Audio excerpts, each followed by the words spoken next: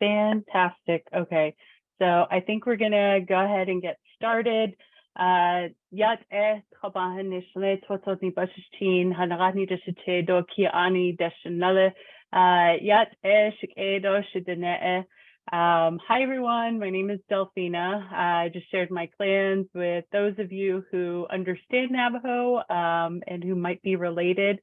So my name is Delphina and I am the coordinator for student engagement and communications.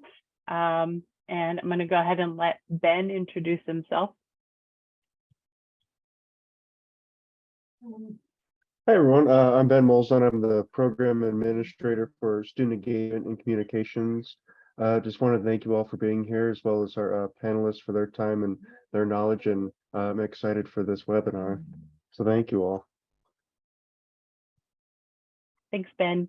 So we'll go ahead and get started. I just want to go ahead and introduce our panelists. So for this session, I basically wanted to incorporate research and the different types of methods that some of our colleagues and peers are conducting in our community. And so one of the things that I think that I wanted all of us to highlight is the different ways that research can look in our communities. And so I entitled this Indigenous Methodologies, Ways of Decolonizing Your Research. So we have Nicolette Deschini Parkhurst, who goes by she, her, hers, is an enrolled member of the Standing Sioux tribe and is also Diné or Navajo. She's a PhD student in the Justice and Social Inquiry program in the School of Social Transformation at Arizona State University. Deschini Parkhurst earned a master's in social work and a master's in public policy from ASU. Her research is at the intersection of Indigenous human rights, Indigenous resistance and resurgent movements, and digital activism. Currently, she's researching American Indian social media activism of the No DAPL, or the No Dakota Access Pipeline movement. Deschini Parkhurst's research interests include the digital divide, or broadband internet access, and Native American health equity, particularly understanding the social determinants of health that impact Native people. Deschini Parkhurst has built a career working with and for American Indian people and tribes, conducting policy analysis and program evaluation to advance and strengthen tribal sovereignty, self-determination, and to address health disparities in Native communities. Cecilia Merrick uses she, her gender pronouns, and she's a gender studies PhD student and teaching assistant at Arizona State University. She's a citizen of the Diné or Navajo Nation and is also Nini Poo or Nez Perce and Hopi. She grew up on the Nez Perce Reservation in northern Idaho and in Flagstaff, Arizona. She has an interdisciplinary background, including Bachelor of Science degrees in Applied Indigenous Studies and Political Science, and a graduate certificate in Ethnic Studies from Northern Arizona University. Cecilia earned a master's degree in American Indian Studies, Indigenous Rights and Social Justice from ASU in 2020. Her research interests include Indigenous feminisms, specifically Native feminism situated in the United States, Indigenous women's leadership in activism and resistance movements, and Indigenous resurgence and futurities. Her current research examines the intersection of gender, race, and colonialism within the recent challenge to the Indian Child Welfare Act, or ICWA, via Brackeen versus Holland, utilizing an Indigenous feminist lens. She also looks at how Indigenous feminists use zine making as a form of decolonial practice to share their stories and perspectives in their own words and ways. Cecilia's work contributes to the larger goal of and discourse around sovereignty and self-determination of tribal nations, and incorporates the vital perspectives of Indigenous women into that broader conversation. She aims to empower Indigenous women and communities through reclaiming of women's traditional cultural positions of power that have been diminished and or erased through colonization and patriarchy. And last but not least, Danielle Lucero is a PhD candidate in the Justice and Social Inquiry program in the School of Social Transformation at Arizona State University. She holds an EDM from Harvard's Graduate School of Education in Learning and Teaching and a BA in Anthropology and Ethnic Studies from Columbia University. Danielle is an enrolled member of the Pueblo of Isleta, located in central New Mexico, as well as Chicana, with connections to the northeastern New Mexican town of Santa Rosa. Danielle's dissertation research seeks to investigate the relationships between tribal enrollment, Pueblo women's experiences with reproductive and social labor, and exploring the connections between identity, belonging, place, and tribal membership. Her research is prompted by questions like, I apologize, questions like, I wonder how many babies are born because of blood quantum rather than love, and I want an enrolled child so I can't leave him. Her research utilizes critical Indigenous research methodologies, ethnography, and a reproductive justice framework. She's the current Charles Eastman Fellow at Dartmouth College, and in her free time, Danielle enjoys fly fishing and drawing comics. So if you, I know we are all muted right now. I apologize for the pups in the background, but yeah, let's give a little virtual round of applause to our panelists, to our incredible scholars. Very excited to hear what they have to say, and I'm going to go ahead and let Nicolette take it away. Hello, everyone. So I am going to share my screen, and we practice this, so hopefully it all goes well. Okay, so I want to start off by thanking Delphina and the American Indian College Fund for creating space for Indigenous doctoral scholars like myself and Cecilia and Danielle to come and share our research and our interests and how we are utilizing Indigenous methodologies to be activist researchers, but also to advance specific kinds of agendas for our people and our nations. So I am going to get started with my portion of the presentation, and hopefully I can advance my slides. Okay, so I will be presenting on Indigenous methodologies and social media studies. My name is Nicolette Deschini-Parkers. I am going to introduce myself in the Navajo language. Yat'e she'e Nicolette Deschini-Parkers Yenashia Yankton Su Nishlingo Deschini Bashichin Shutzet Kosa Deshiche Tochini Deshanella. Just real briefly, my name is Nicolette Deschini-Parkers. I am a member of the Standing Rock Sioux tribe, and I am also Navajo. I am a current PhD student in the Justice and Social Inquiry program in the School of Social Transformation at Arizona State University. To kind of give you a little bit more background on who I am, I have a Bachelor's of Science in Family Studies and Child Development. I also have a Master's in Social Work with a focus in Planning, Administration, and Community Practice. And I also have a Master's in Public Policy. All of this education and the work that I've done in American Indian communities on behalf of tribes and with American Indian people has been developed out of my educational experiences, but also out of my personal experiences. And my research interests, and they kind of lead into my research interests, which are in American Indian federal policy, health disparities prevention, community building, and digital activism. And to give you a little bit more background on where I'm from, this is a photo of my late paternal grandfather's home site in Denahotso in the Navajo Nation.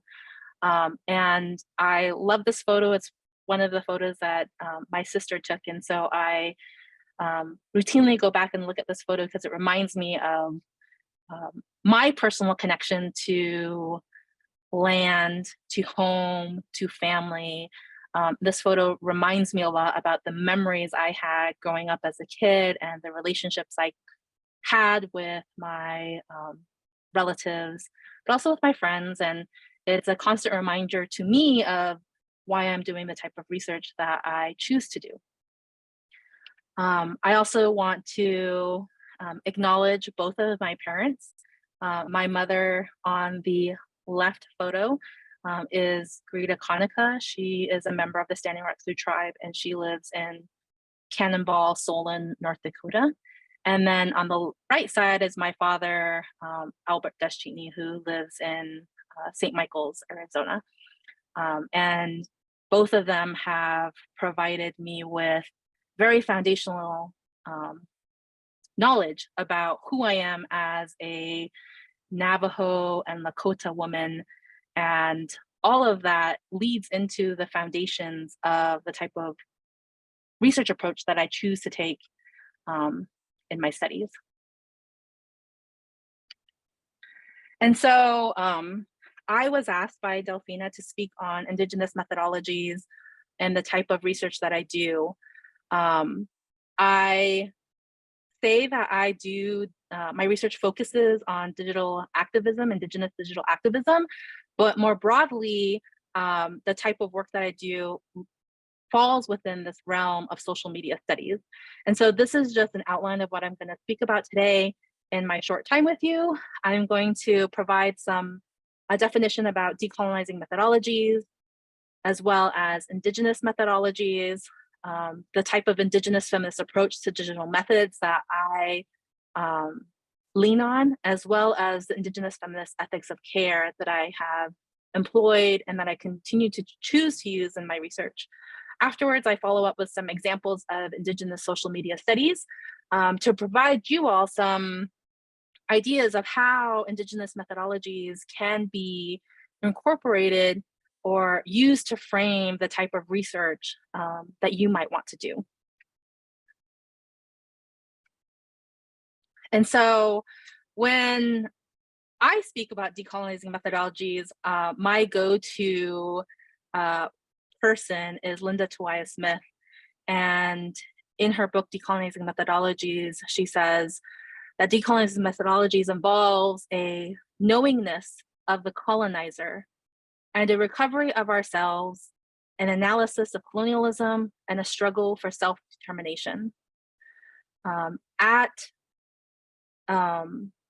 What is fundamental to decolonizing methodologies is that these methodologies center Indigenous peoples and Indigenous knowledges. They involve anti-colonial theory that seeks to critique and eventually, and hopefully, dismantle settler colonial power structures. And so at the basis of decolonizing methodologies is this aspect of power between the settler and between the colonizer, the settler, and Indigenous peoples, the colonized. And so from decolonizing methodologies, we are able to see that what can come out of this for Indigenous peoples is this aspect of Indigenous methodologies and the Indigenous research agenda. What this means is that Indigenous methodologies encompasses Indigenous ways of knowing, such as the Indigenous epistemology. It incorporates what Smith refers to as researching back or indicating a decolonization objective. And it has an ethical basis that is respectful of the natural world. And finally, it values relational techniques in data collection. This is stated by Margaret Kovach from a chapter in Resistance as Research. And what does Indigenous methodologies basically is outlining for us as Indigenous researchers or as Indigenous scholars is the importance of an Indigenous research agenda. And what that Indigenous research agenda can look like is really the centering of Indigenous peoples and Indigenous knowledges. Linda Tuia-Smith, in her book, Decolonizing Methodologies, outlines 25 different types of Indigenous projects that could be undertaken through a decolonized methodology standpoint. But in some ways, not all Indigenous methodologies research, and Indigenous methodology research is decolonizing research, but there is an importance in looking to Indigenous methodologies as having an impact on Indigenous peoples. And so in the type of work that I do in social media studies, I look to Dr. Marissa Duarte and Dr. Morgan Behill Hayes and their use of Indigenous feminist approach to digital methods. They state it is about developing the networks of kin that enliven technicized practices toward Indigenous autonomy and sovereignty, and that in so doing, divest the authority of settler patriarchy over Indigenous airwaves, airspace, knowledge institution, and media networks. In particular, what they have advanced is this Indigenous feminist ethics of care as a, more as a type of, I guess, not quite as a method, it's still a methodology, which is considerate of the need for Indigenous women and queer and trans folk to analyze and interrogate patterns and trends in data sets relevant to their lived experience. And what I really take out of their definition of Indigenous feminist ethics of care is that our lived experiences as Indigenous peoples are situated expert domain knowledge is important to doing Indigenous methodologies. Central to Indigenous methodologies is Indigenous knowledge. And so utilizing an Indigenous feminist ethics of care also means being cognizant of how we are using and accessing this Indigenous knowledge, that we're doing it with care, not just that we're doing it with care, but that we're also being mindful of the interpretations and our analysis of the data. And so I provide these 4 different definitions or descriptions around decolonizing methodologies and Indigenous methodologies and Indigenous feminist ethics of care to really describe how I have utilized these methodologies and the type of research that I have done. And so I want to go ahead and move forward with providing you with some examples of the research that I have undertaken as a solo researcher, but also in collaboration with multiple Indigenous faculty, as well as non-Indigenous faculty. And my colleagues who have all just, they're all really amazing. So employing Indigenous methodologies within Indigenous social media studies, I could go on and speak about like why this is so important. But I think the biggest critique is that non-Indigenous focused social media studies or non-Indigenous methodology social media studies can often interpret analysis or analyze data about Indigenous peoples either inaccurately or without the same level of accountability and to Native and Indigenous people or to a tribe. And so employing Indigenous methodologies is really important, so that way the data is respected, that me as a researcher, we are also giving back. And these are all aspects that ultimately describe being an activist researcher, an activist scholar. One of the very first studies that I was involved in is, and that I published, is this article titled Protecting Oak Flat, Narratives of Survivance as Observed Through Digital Activism. In this particular study, I had looked at social media data from this activist social media activist group, social media presence, Apache Stronghold. I had conversations with the activists within this particular group and had described what I would be doing with this study, basically looking at a timeline of all of their different activist efforts across a variety of social media, Twitter, Instagram, Facebook, their YouTube videos, and that I would be writing about it, about the effects that their activism has had on their efforts to protect Oak Flat in Arizona. And one of the greatest aspects, or one of the findings that came out of the study, was that observing the social media uses of Indigenous activists can show that there are ways to reframe the dimensions of social change. One of the aspects of social media uses for Indigenous activists and social movements at the moment is that researchers will often define a social movement by their supposed impact on, let's say, federal policy. So just as an example, the No Dakota Access Pipeline, there are non-Indigenous researchers who will state that the pipeline, the activist efforts was not successful because the pipeline still has oil flowing through it. But what this particular study, Reframing Protecting Oak Flat, does is it reframes these dimensions of social change so that we can focus on other ways that activist efforts have an impact. This particular study looked at survivance, healing, and the future orientation as some of those outcomes.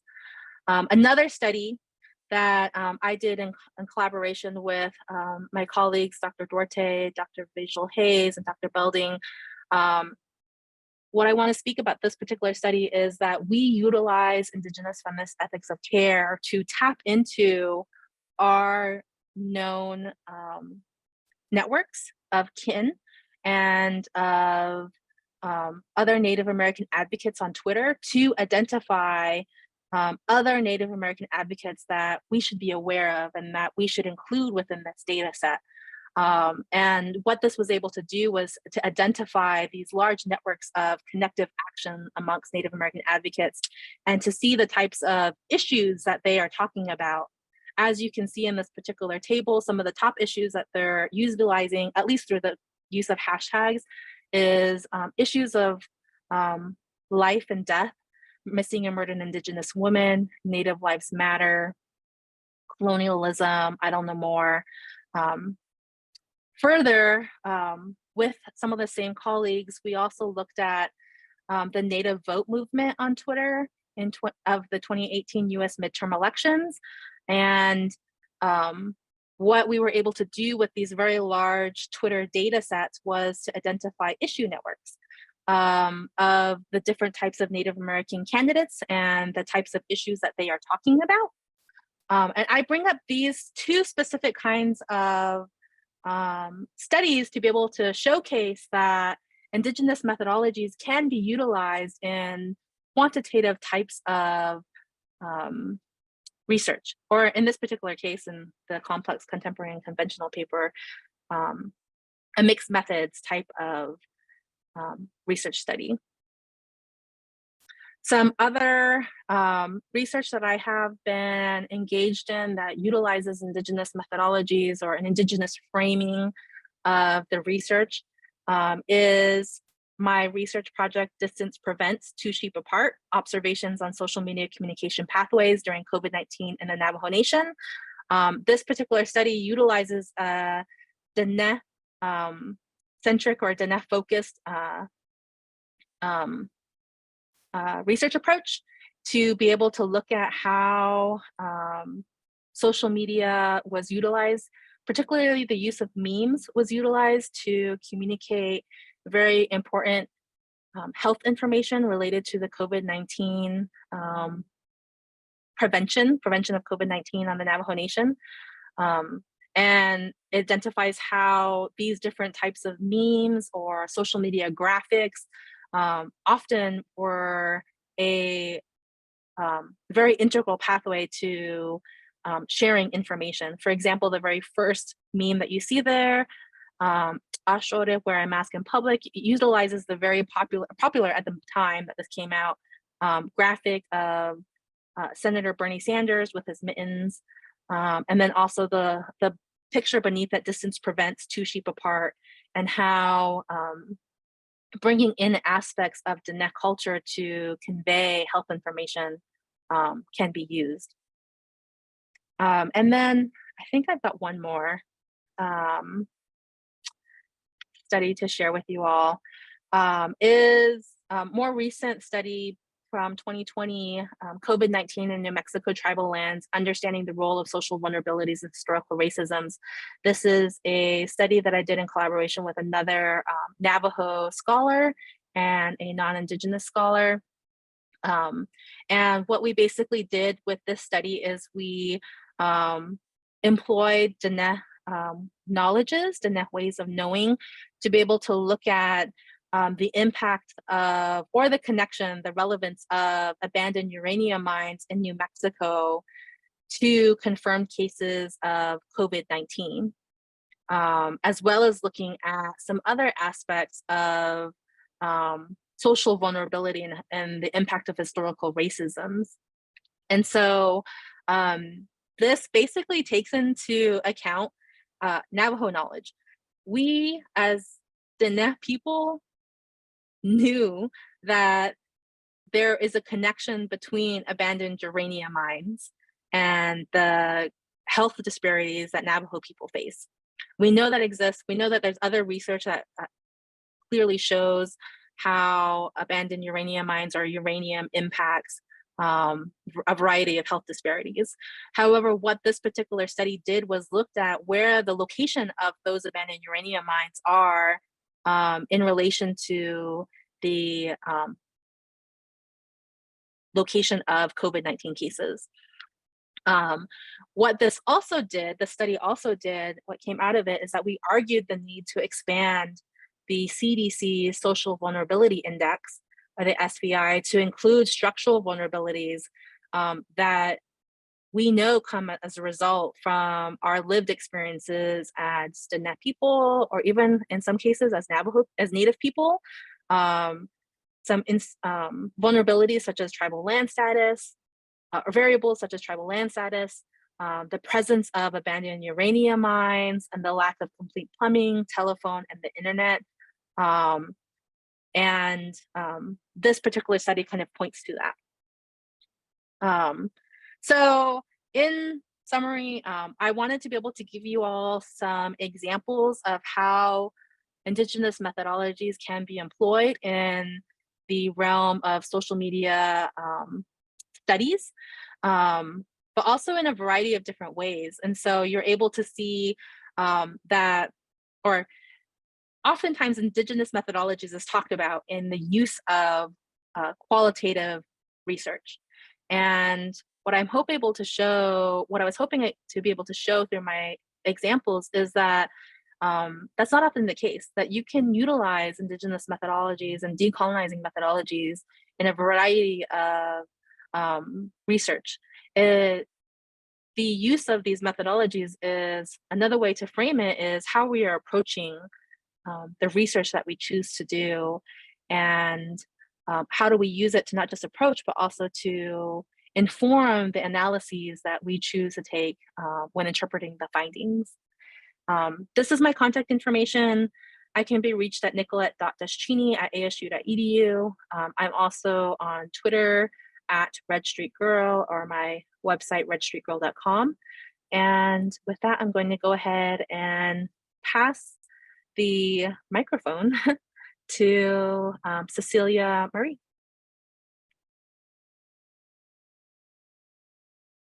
And I forgot to mention that I think we're going to be doing questions for all three of us after all three of us present. Yes, that's correct. We're going to have the Q&A portion at the end, just so we can, get through all of the panels and leave sufficient time for question and answers. And we'll go ahead and move on to Cecilia.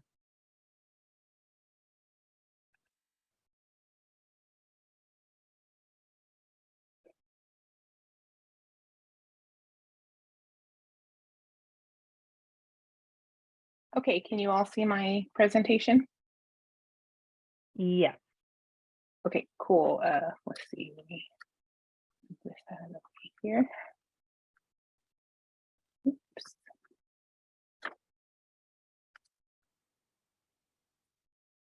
Not there.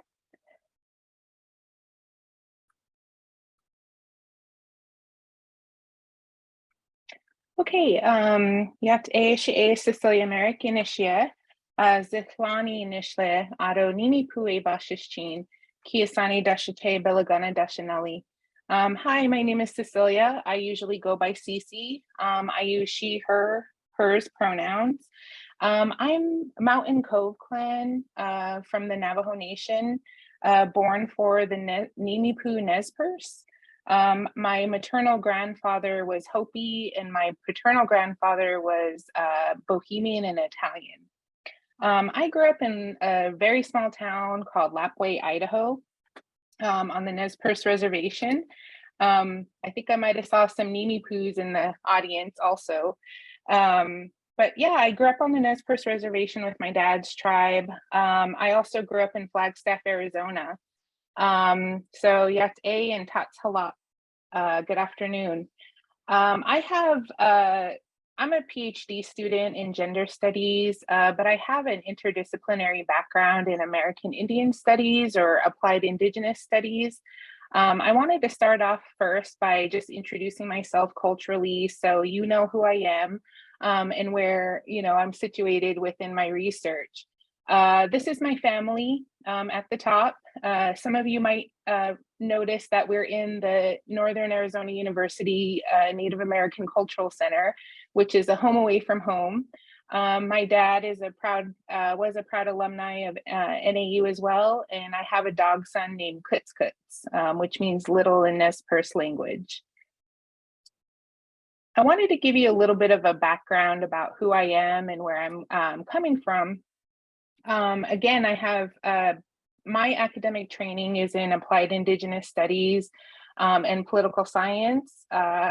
I got 2 bachelor's degrees out of NAU in 2006. I also have ethnic studies training with a graduate certificate out of NAU. And I was a COVID grad, a quarantine grad during 2020 when I received my master's of science in American Indian Studies, Indigenous Rights and Social Justice. And I like to highlight these pictures because I'm very proud of them. They're from each one of my graduations.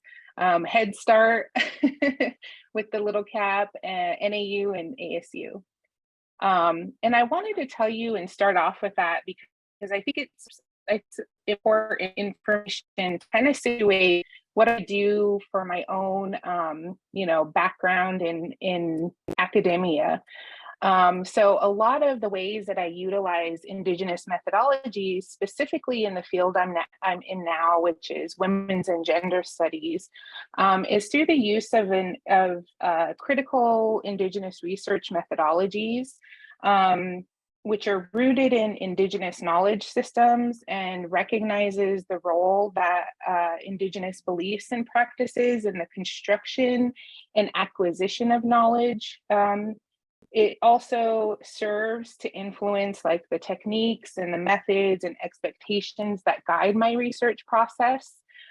Because I am an AIS scholar, I additionally follow the American Indian Studies paradigm, which was developed out of ASU's AIS department in 2011. My mentor and advisor, Dr. James Writing was instrumental in helping to draft the paradigm, which really is grounded in the spatial and temporal experiences of American Indian nations, peoples, communities, and organizations from American Indian perspectives.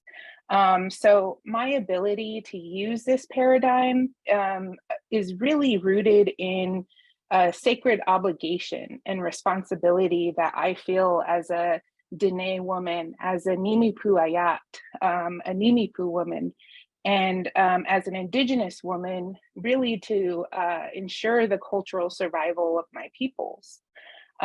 This responsibility, I feel, comes from my own cultural background, my own spirituality and upbringing within the Seven Drum Walashite religion, which is Nimipu, traditional kind of a melding religion in that area. That's how I grew up, and that's kind of the guiding framework and guiding set of principles that I use as I do this research.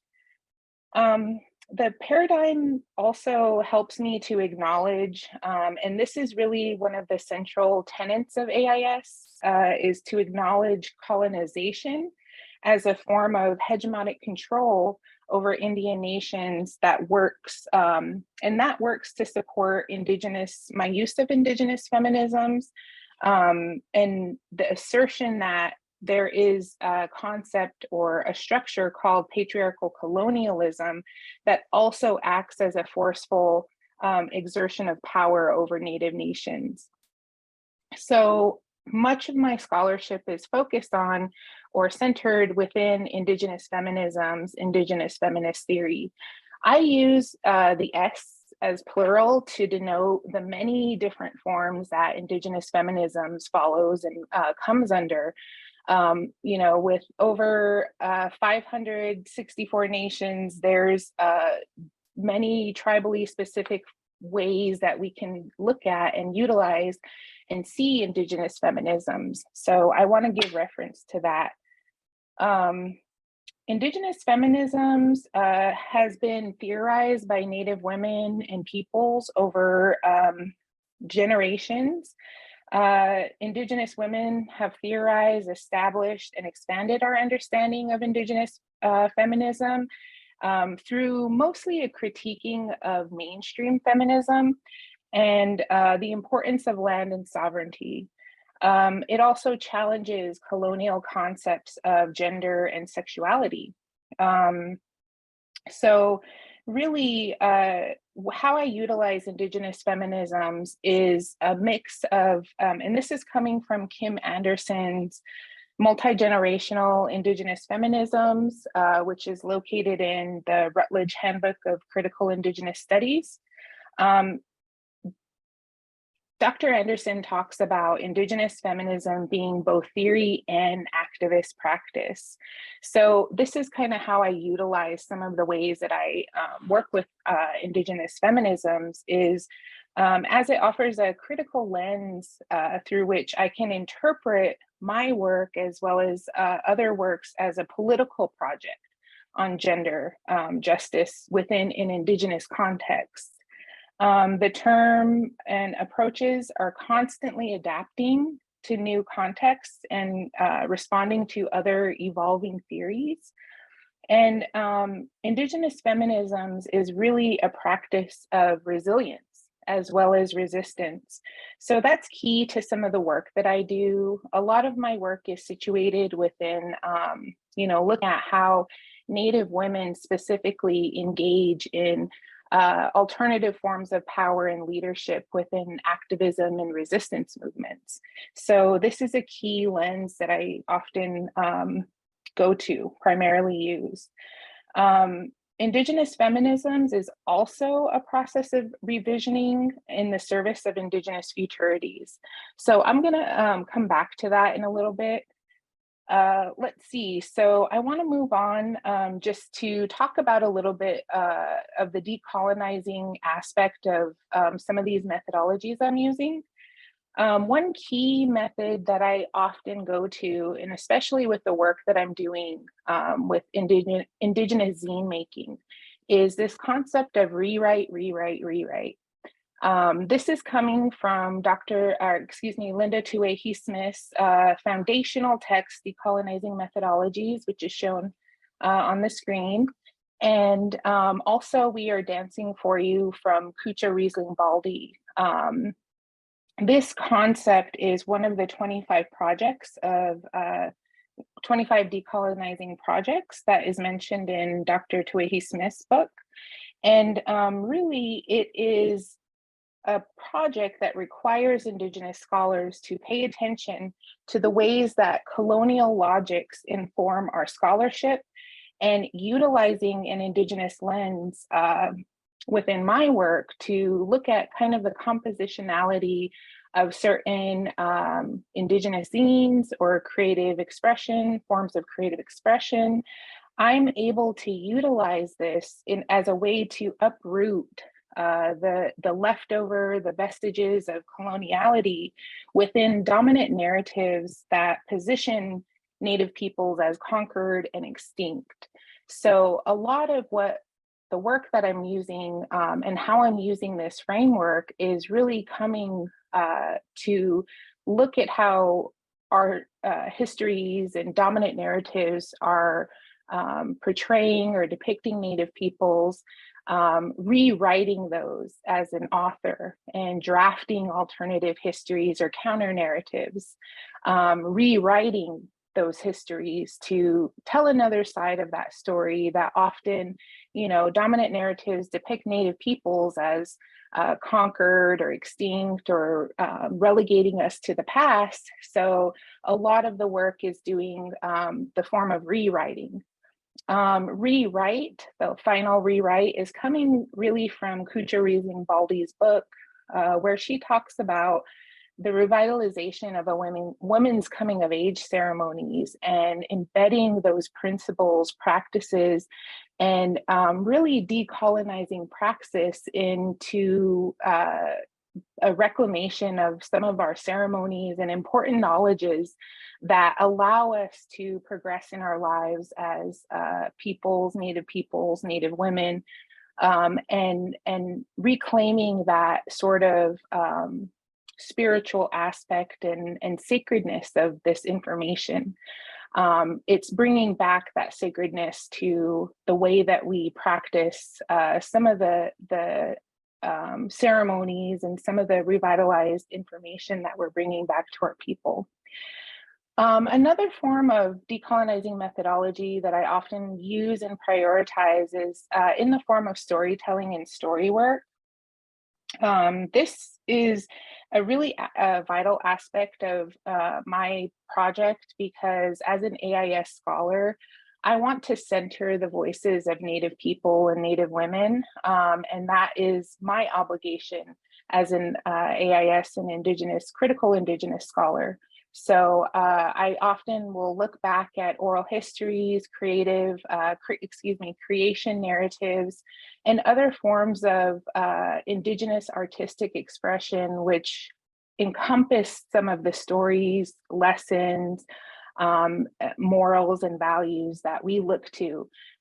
Those are often, outside of what we would consider like Western valid knowledge, which are found in archives or history books.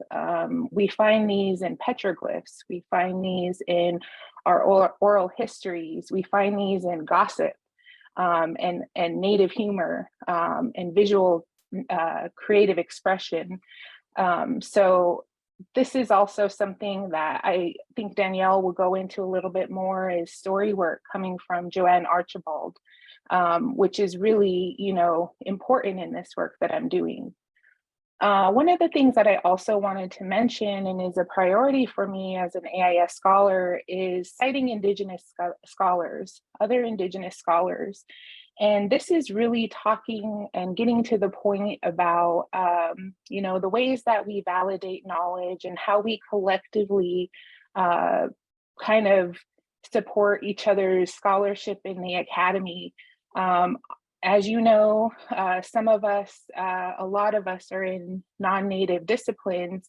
I had a hard time going from AIS, which is predominantly Native people, to women's and gender studies, which is, I'm oftentimes the sole Native person in those spaces. So I think it's really important to make sure that I'm incorporating in other Indigenous scholars and citing their work and building that foundation of decolonizing scholarship and methodologies into my work. So I want to talk a little bit about my project and just kind of give you a sense of how I utilize some of these frameworks. Sorry, this box is in my way. Okay, so what is a zine? A zine is short for a magazine or a fanzine. It is a small circulation, it's a self-publication, and it's usually printed using a copy machine or maybe a small printer. A lot of times zines are considered agents of social change. And that's really because a zine allows the zinester to write or depict or share stories and information in any medium that they choose, in any way that they choose, using any words that they choose. And that's an important part of this because I think, you know, as scholars, we kind of understand the ways that our publishing world works and how we kind of have to align our scholarship and align our writing to these colonial Western ways of doing research and writing in order to get published. So outside of mainstream magazines, mainstream media, zinesters find places where they can create these sort of radical alternative counter histories of they create decolonial space as Indigenous zinesters to be able to tell alternative histories that are rooted in Indigenous epistemologies and rooted in Indigenous ways of knowing, being, and doing. Zining is really a social phenomenon. It's a form of social action that's driven by a desire for new forms of sociability and ways of being in the world. There's a long legacy of Native peoples publishing and producing in this way, just purely out of survival. Zines are significant because they offer an opportunity for connection, community, and networking between those who are interested in these very diverse, specific topics. One of the key functions of a zine is to be a primary source of information that establishes a collective meaning. So it's really about meaning making, knowledge production. And zines are a community building tool that can inform coalitional work. So one of the zines that I have highlighted here is Jenna Rose Sands, Atrocities Against Indigenous Canadians for Dummies. Jenna Rose Sands is a Anishinaabe Lenape woman who resides in Ontario. And she does have quite a following. So quite a blog. So I would recommend checking out some of those. They're really cool. Let's see. Sorry, my thing is touchy. Okay, so one of my projects here, this is a project in progress. It's a work in progress. So some of the things that I'm kind of talking about a little bit here, and you know, I'm still working on it. So I hope to get a little bit more information here. I titled it From Ledger Art to Zine Making, Tracing a Legacy of Indigenous Artistic Expression Through Visual Narratives and Storytelling. This was a class project that may turn into a dissertation topic for me. It's kind of more of a fun project that I'm doing.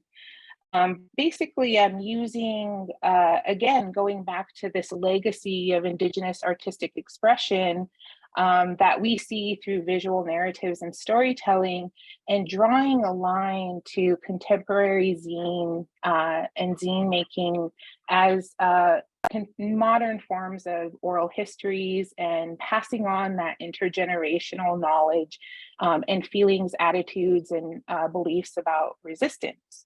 So I use a mixed method approach using compositional analysis and discourse analysis to look at Indigenous zines in hopes of creating a framework to see how they deploy signs, symbols, icons to challenge derogatory stereotypes and rewrite those historical narratives that are rooted in colonization.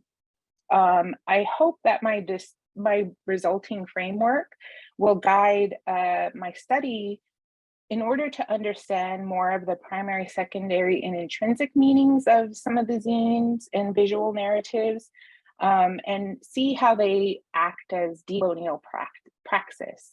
So when I talk about decolonial praxis, I'm talking about these spaces where we're mixing the intention of constantly engaging and working toward decolonizing and uprooting the vestiges of colonization and patriarchal colonialism. So basically, Indigenous stories and histories have often been depicted visually using a variety of art, from ledger art, regalia, petroglyphs, and Indigenous zines carry on that legacy. So when we consider some of these components, we start to see a line. So just looking at these two images, a depiction of the Sand Creek massacre by an actual eyewitness artist, Howling Wolf, you can kind of see, you know, it's very much a Native counter history, counter narrative. We see the depiction of Native peoples in their regalia. We see a war and a lineup of the guns on the side and the many bullets and other things that are coming towards those warriors. In the same way, we start to see some of the similar components of the line art drawn in the zine, which is coming from a zinester. Her name is Samana Thompson. She produces Queer Indigenous Girl. This is actually issue 4 called Liberation. And there's a lot encompassed in it. I would recommend going to issue, and I'll add some links when I get finished here. But she has a lot of her zines available on issue. So you know, just one of the components here, you can kind of see you know, the use of black and white photography, which is often you know, used to depict Native peoples as relegated to the past. Oops, sorry. And you know, the use of solidarity work with the Black Lives Matter. She does have a poem from a Chicana feminist poet, which references walking through fire, suffering, but also that survivance and resilience. So there's a lot of different components here of just looking at some of this artwork. And specifically with zines, these are used to often politically mobilize or disrupt some gender violence or these structural oppressions like racism, sexism, colonialism, and really recast Native peoples in a different light, depending on what the zine work is about. So moving on. How do zines benefit Indigenous communities?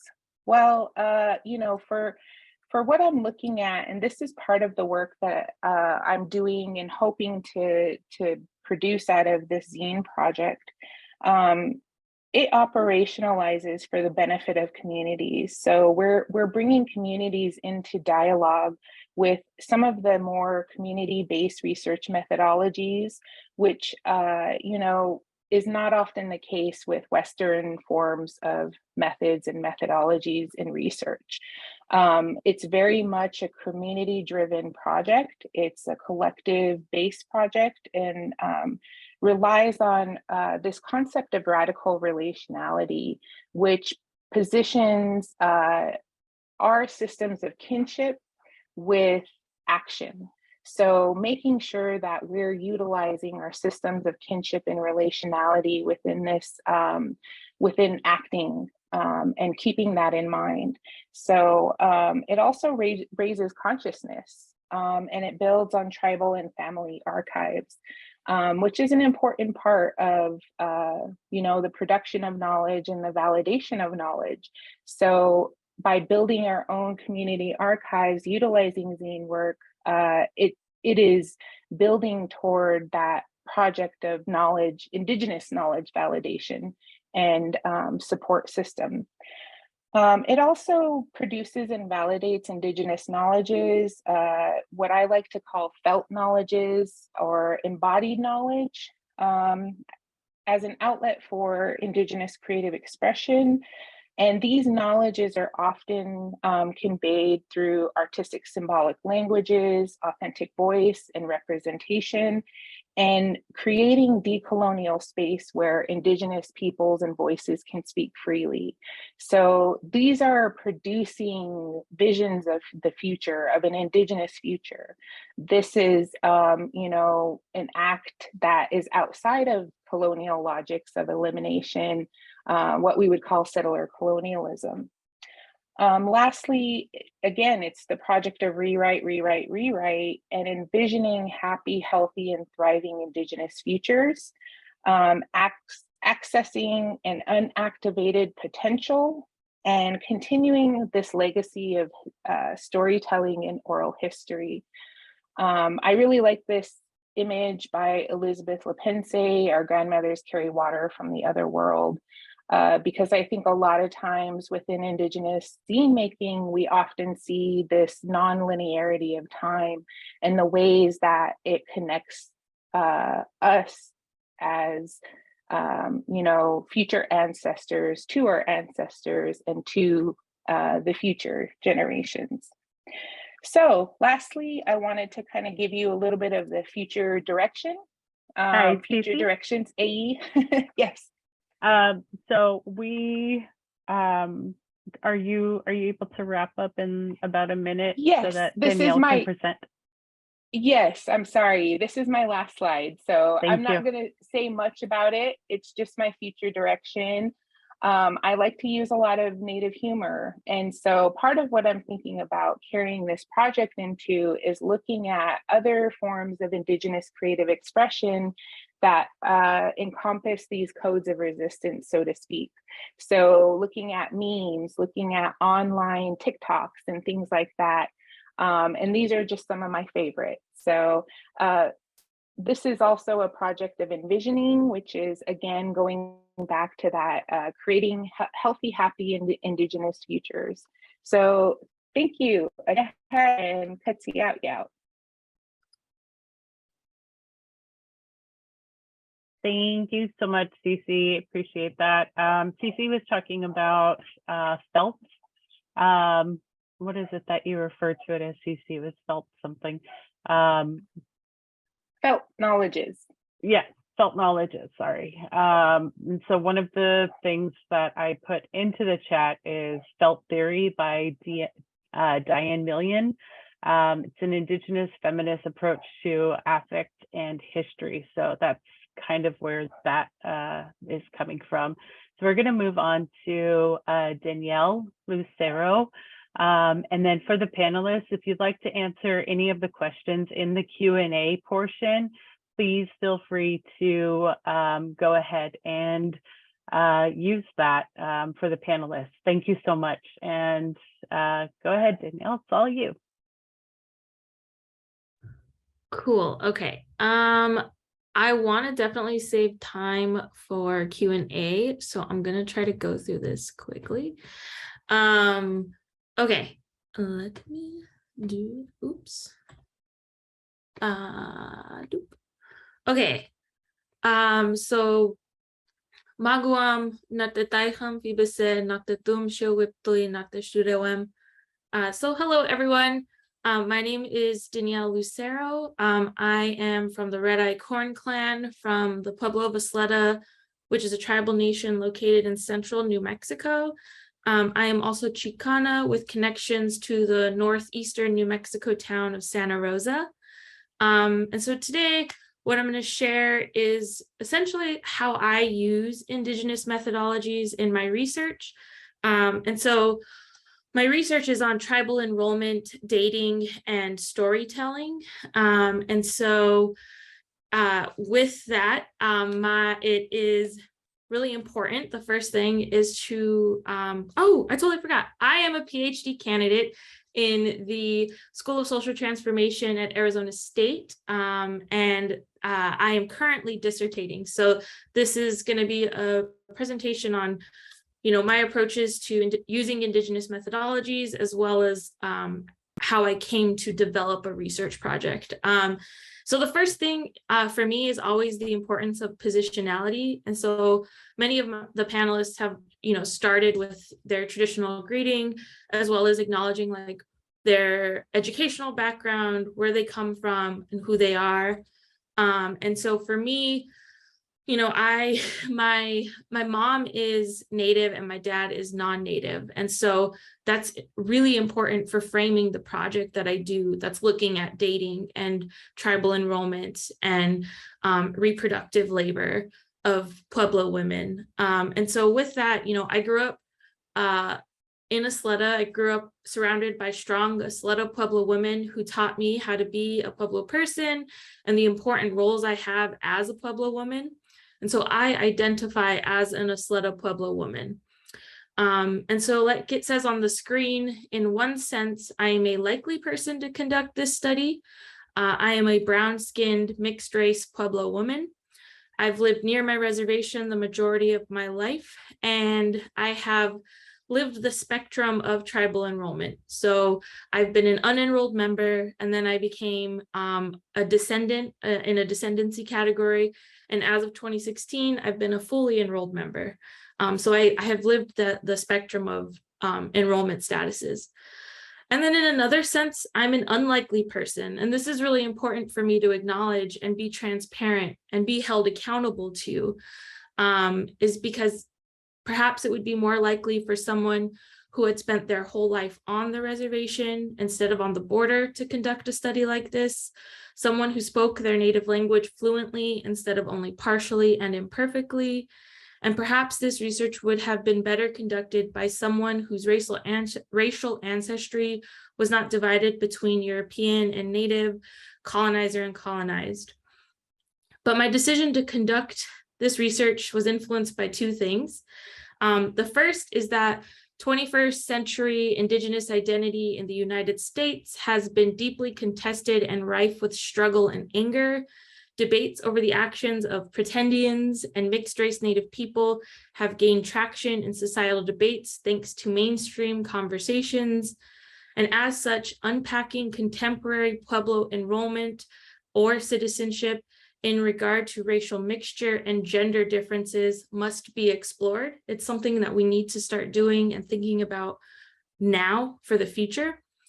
And the second is that despite more than a century of Pueblo-focused academic research in the Southwest, few studies have addressed the complex interrelationships between tribal membership, identity, gender, and race among the 19 Pueblos by Pueblo people themselves. And so this is really important because there's been a lot of research done on Pueblos, like in archaeology and anthropology, but there has not been a good amount that's done by us, for us, and with us. And so those are the two major considerations for why I chose to embark on this project. And so really quickly, what I did, so I've heard Native women say, I wonder how many babies are born out of blood quantum as the agenda rather than love. And I want an enrolled child, so I can't leave him. And I've heard these sentiments across Indian country, not just in the Pueblos. And I have friends that have stayed in awful relationships because of these structures, such as enrollment. And so these sentiments are what birthed my study, and that these are deeply personal decisions, and they're individual decisions. So a lot of the times I hear people talk about, oh, but it's personal preference, it's individual, it's your choice. And like, it is an individual decision. It is a personal decision. It's an intimate decision, but there are social and societal structures that are invading those intimate thoughts, those intimate decisions. And so it's really important to think through those structures and to think through how we are family building, how we are creating self-determined families. And so that's kind of the heart of how I came to this project.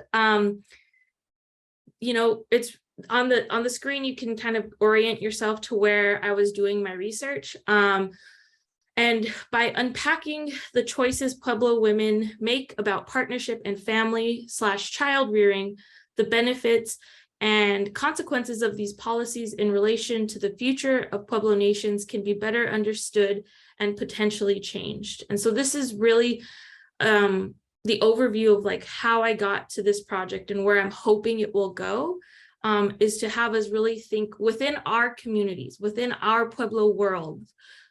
What do we see? What do we want? How do we want to approach these things? And it's a conversation that's guided by us, for us, and with us. And so I often get this question when I teach Native Studies courses, and I had this question when I was in Native Studies courses. You hear Indigenous methodologies, and so how do you use it? Like, what does it mean to do a project that is guided by Indigenous methodological approaches? And so what guided my thinking, your design, your implementation, and now your writing and your sharing?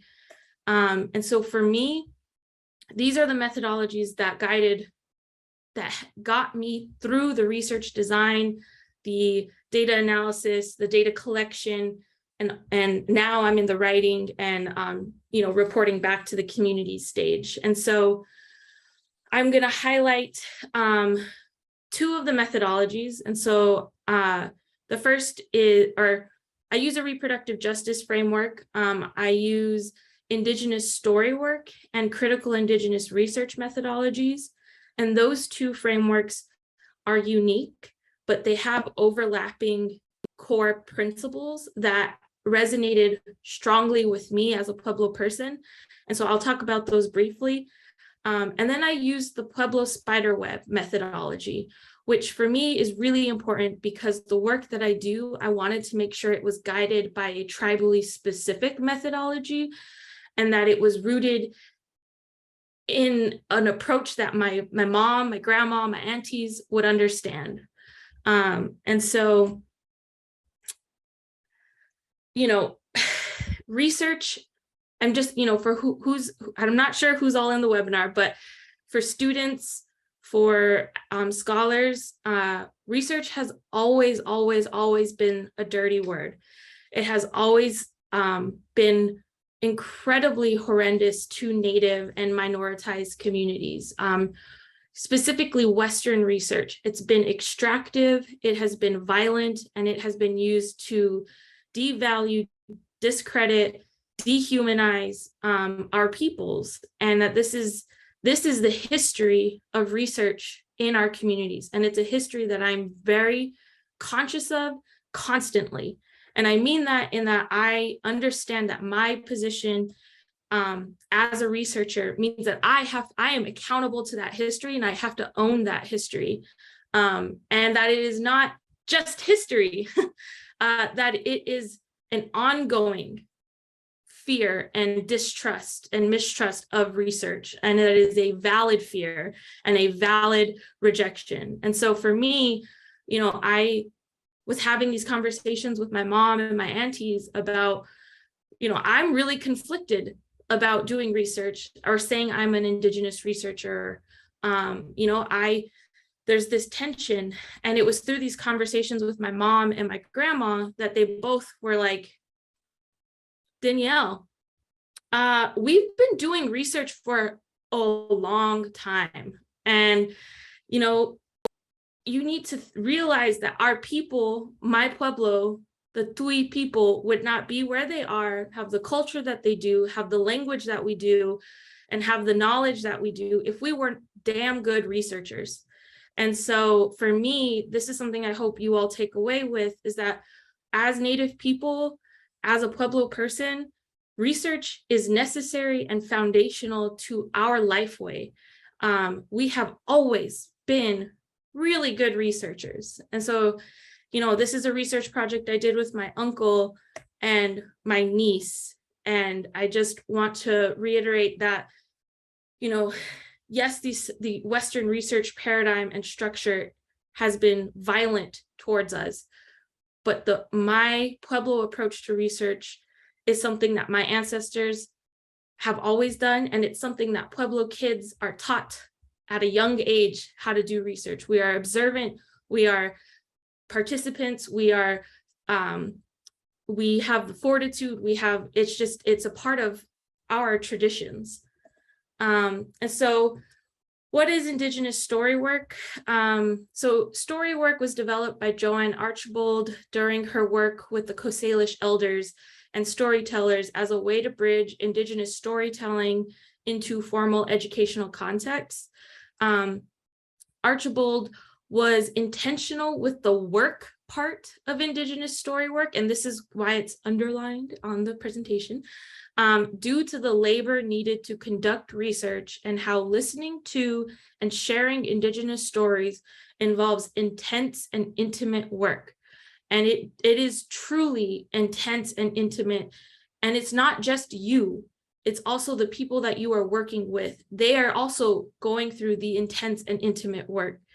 And so I really just wanted to be mindful of how that framework of story work is important. And so within story work, there are a few principles, and the three that are bolded are the ones that overlap with critical Indigenous research methodologies, and they're the ones that resonated with me and guided my approach. And so that's respect, responsibility, and reciprocity. Stories, and storytelling are a central tool to understand and unpack the lives of Pueblo people. And storytelling continues to be a powerful way Indigenous people have passed down epistemologies, ontologies, and our tribally specific methodologies. Since time immemorial, the fluidity of storytelling and the stories within Indigenous and stories within Indigenous societies have been essential and valid sources of knowledge and navigating life. For example, creation stories and emergent stories detail how life came to be, our journeys to our current homelands, and how we are all connected. Clown stories in the Pueblo context are rooted in humor, but teach important moral and life lessons. And so these are how we have always been researchers.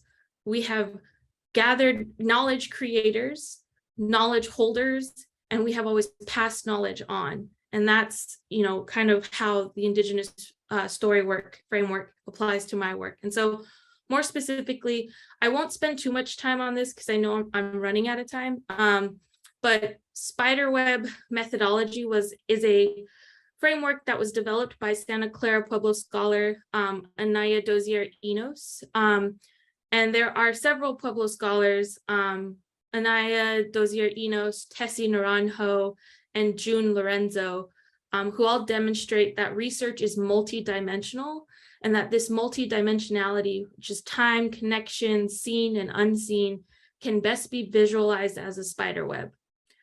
Following the path established by these scholars, like my research, like all research, is messy and nonlinear. And so Santa Clara Pueblo scholar Dozier Enos used this visual of a spider web to set forth the multidimensional approaches to experience and meaning making in Pueblo communities.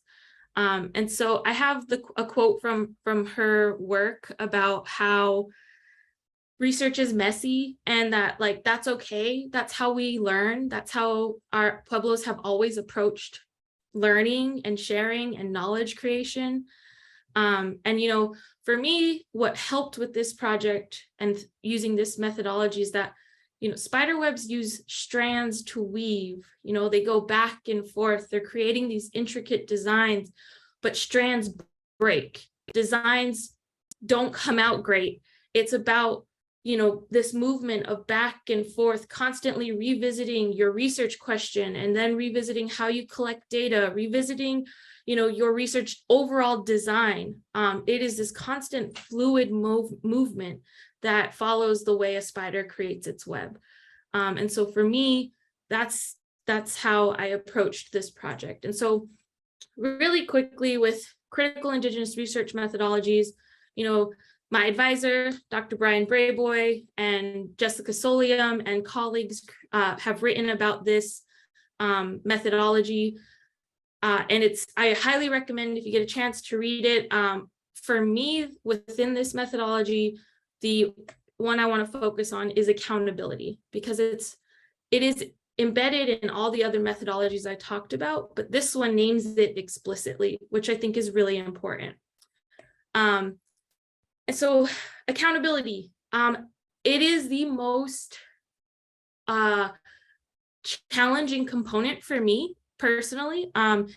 You need to be prepared for when you are held accountable, and that there is a humbleness that comes with taking on research projects using an Indigenous methodology, where you can be called in and held accountable for anything and everything that you're doing. So for example, during one interview, a participant did not like the wording of a question and asked me to elaborate further.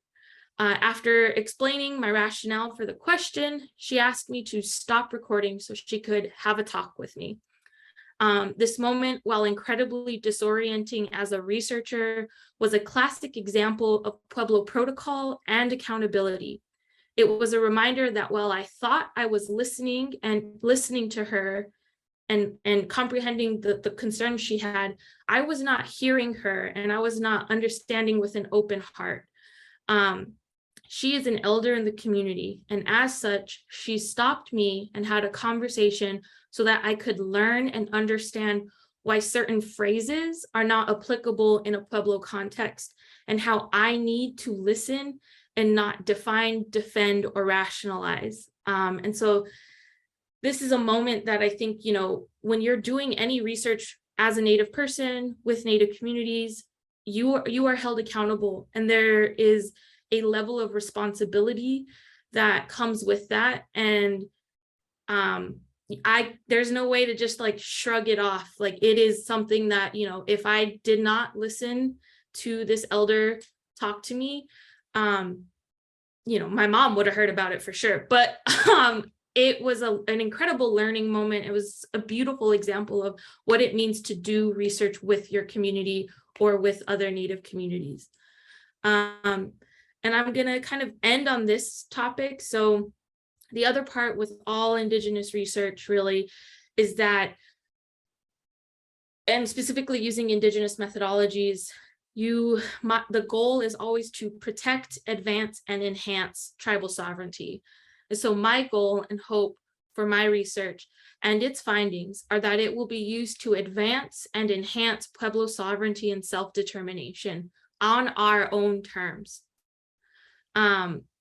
And so my last thoughts really, research is hard, it hurts, it's beautiful, it's rewarding. Some will be thrilled, others will not. It's incredibly, it's like the most complicated roller coaster you'll ever be on. And, you know, I follow reciprocity, responsibility, and accountability, and those are what guide me. And I don't ever want to leave it on like a really negative note. So this is who I do the research for. And so, you know, that's the picture I look at on the hard days. I highly recommend folks, like, as you're doing your work, you find images, songs, sounds, smells that remind you of why you're doing it. And yeah, just acknowledgements and references. Cool, done. Thank you so much, Danielle. That was awesome. Thank you so much to all three panelists. Y'all are doing incredible work in your communities, and I really appreciate you all sharing everything with us.